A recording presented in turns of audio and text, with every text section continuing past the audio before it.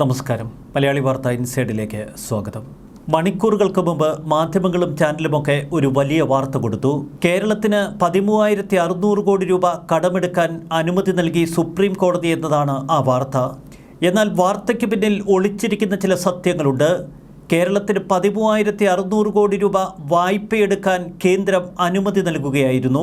കേരളത്തിന്റെ ഹർജി പരിഗണിച്ച സുപ്രീം കോടതിയുടെ 2 പരാമർശങ്ങൾ കേരളത്തിന് അനുഗ്രഹമാണ്. ഒന്ന്, കടമെടുപ്പ് അനുവദിക്കണമെങ്കിൽ ഹർജി പിൻവലിക്കണമെന്ന കേന്ദ്രത്തിന്റെ വ്യവസ്ഥ. ഈ കേന്ദ്ര സർക്കാർ നടപടിയെ സുപ്രീം കോടതി വിമർശിച്ചു. കേസുമായി സുപ്രീം കോടതിയെ സമീപിക്കാനുള്ള അധികാരം കേരളത്തിനുണ്ട് എന്ന് സുപ്രീം കോടതി എടുത്തു പറഞ്ഞു.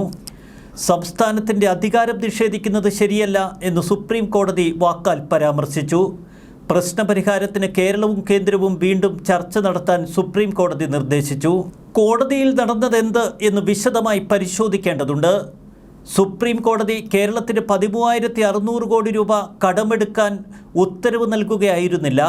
പകരം വാദപ്രതിവാദങ്ങൾക്കിടയിൽ കേന്ദ്രത്തിൻ്റെ നിലപാട് ചോദിച്ചു സുപ്രീം കോടതി. കേരളത്തിന് 13,600 കോടി രൂപ കടമെടുക്കാൻ തങ്ങൾ അനുവാദം നൽകുന്നുവെന്നാണ് കേന്ദ്ര സർക്കാർ പറഞ്ഞത്. കേന്ദ്ര സർക്കാർ പറയുന്ന ഈ തുക വാങ്ങിക്കൂടെ എന്ന് കേരളത്തോട് സുപ്രീം കോടതിയുടെ ചോദ്യം.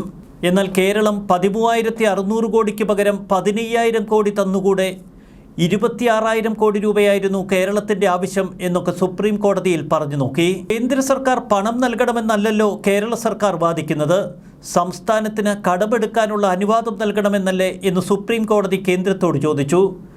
ഒടുവിൽ കേന്ദ്രം 13,600 കോടി രൂപ കേരളത്തിന് കടമെടുക്കാം എന്ന് നേരത്തെ തന്നെ തങ്ങൾ വ്യക്തമാക്കിയിട്ടുണ്ട് എന്ന് സുപ്രീം കോടതി അറിയിച്ചു.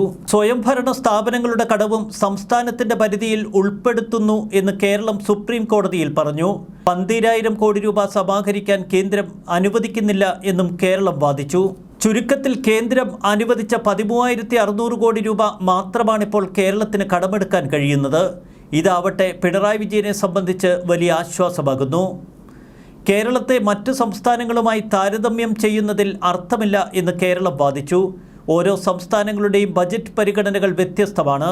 സംസ്ഥാനങ്ങളുടെ വരുമാനം കുറവാണ്. കേരളത്തിന് വരുമാനത്തേക്കാൾ കൂടുതൽ ചിലവുണ്ട്. സംസ്ഥാന ബജറ്റിനെ കേന്ദ്ര സർക്കാരിന് നിയന്ത്രിക്കാൻ കഴിയില്ല. സംസ്ഥാനങ്ങളുടെ ആവശ്യങ്ങൾക്കനുസരിച്ചാണ് ബജറ്റ് തയ്യാറാക്കുന്നത്. അതിനുള്ള ഭരണഘടനാപരമായ അവകാശം തങ്ങൾക്കുണ്ട് എന്നൊക്കെ കേരളം വാദിച്ചു.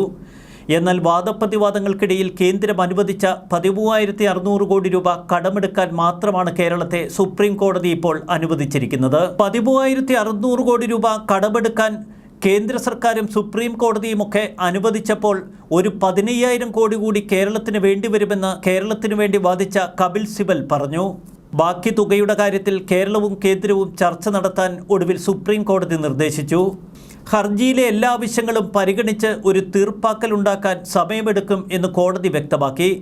അതുകൊണ്ട് 13,600 കടമെടുത്ത് അത്യാവശ്യ കാര്യങ്ങൾ തീർക്കാം. ലോക്സഭാ തെരഞ്ഞെടുപ്പ് തൊട്ടു മുന്നിൽ നിൽക്കെ പിണറായി വിജയന് ഇതൊരാശ്വാസമാകുന്നു. ഈ പിടിവള്ളിയിൽ പിടിച്ച് ഇനി പിണറായി വിജയൻ ഒരു കളി കളിക്കും. പെൻഷനും ശമ്പളം പോലും കൊടുക്കാൻ കഴിയാതെ കുഴയുന്ന കേരളത്തെ സംബന്ധിച്ച് വളരെ അനുഗ്രഹമാണ് ഈ സുപ്രീം കോടതിയുടെ നിർദ്ദേശം. ലോക്സഭാ തെരഞ്ഞെടുപ്പിന് മുൻപ് തന്നെ സാമൂഹ്യക്ഷേമ പെൻഷൻ അടക്കം കൊടുക്കാൻ ഇതുവഴി സംസ്ഥാന സർക്കാരിന് കഴിയും. എന്നാൽ സർക്കാർ ജീവനക്കാരുടെ ശമ്പള വർധനവിനെ തുടർന്നുണ്ടായ കുടിശ്ശിക എങ്ങനെ കൊടുത്തു തീർക്കണം എന്നതിനെക്കുറിച്ച് ഒരു രൂപവുമില്ല സംസ്ഥാന സർക്കാരിന്.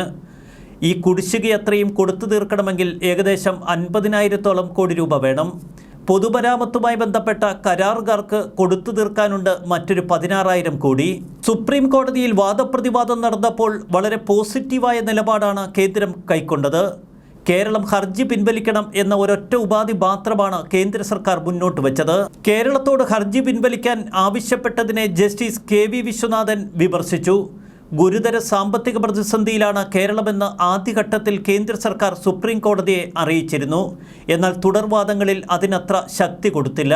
സംസ്ഥാനത്ത് പെൻഷൻ, ക്ഷാമബത്ത ആനുകൂല്യങ്ങൾ തുടങ്ങിയവ നൽകാൻ സർക്കാരിൻ്റെ കയ്യിൽ പണമില്ല. ഓവർഡ്രാഫ്റ്റിൻ്റെ സാഹചര്യമാണ് സംസ്ഥാനത്തുള്ളത്. എന്നാൽ ഓവർഡ്രാഫ്റ്റിന് പോലും സർക്കാരിന് സാധിക്കാത്ത സ്ഥിതിവിശേഷവും. ഈ സാമ്പത്തിക വർഷം അവസാനിക്കുന്ന മാർച്ച് 31-ന് മുൻപ് സംസ്ഥാനത്തിന് കടമെടുക്കാൻ അർഹതയുള്ളത് 13,608 കോടിയാണ്. ഇതായിരുന്നു നേരത്തെ കേന്ദ്ര സർക്കാർ അനുമതി കൊടുത്ത തുകയും. 13,600 കോടി രൂപ കേരളത്തിന് കടമെടുക്കാം എന്ന് നേരത്തെ കേന്ദ്രം വ്യക്തമാക്കിയതാണ്. എന്നിട്ടും എന്തിനാണ് സുപ്രീം കോടതിയിലേക്ക് കേരളം പാഞ്ഞു ചെന്നത് എന്നത് ഇപ്പോഴും അത്ര വ്യക്തമല്ല. ഇന്നലെ ഗവർണറുടെ മുന്നിലെത്തിയ മുഖ്യമന്ത്രി പിണറായി വിജയനെ ചേർത്തുപിടിച്ച് ആശ്വസിപ്പിക്കുന്ന കേരളത്തിൻ്റെ ഗവർണറെയാണ് നമ്മൾ കണ്ടത്. ചായ കൊടുത്തും കൈ കൊടുത്തുമൊക്കെ ഗവർണർ മുഖ്യമന്ത്രി പിണറായി വിജയനൊപ്പം നിൽക്കുന്ന കാഴ്ച. ഗവർണറും മുഖ്യമന്ത്രിയും തമ്മിലുള്ള പിണക്കങ്ങളൊക്കെ ഇന്നലെ ഉരുകിത്തീർന്നുവെന്നാണ് മാധ്യമങ്ങൾ റിപ്പോർട്ട് നൽകിയത്. കേന്ദ്രവും പിണറായി വിജയനെയും ഇടതുപക്ഷ സർക്കാരിനെയും ഇപ്പോൾ ചേർത്ത് പിടിക്കുന്നു. എന്തൊക്കെയോ അണിയറയിൽ നടക്കുന്നുണ്ട് എന്ന് പ്രതിപക്ഷം പിറുപിറുക്കുന്നത് വെറുതെയല്ലേ എന്ന് നമുക്കൊരു തോന്നൽ. എന്തായാലും കേരളത്തിന് ഇത്തരമൊരു സഹായം ലഭിക്കുന്നത് തൽക്കാലം പിടിച്ചു നിൽക്കാനുള്ള ഒരു പിടിവള്ളിയാണ്. ന്യൂസ് ഡെസ്ക് മലയാളി വാർത്ത.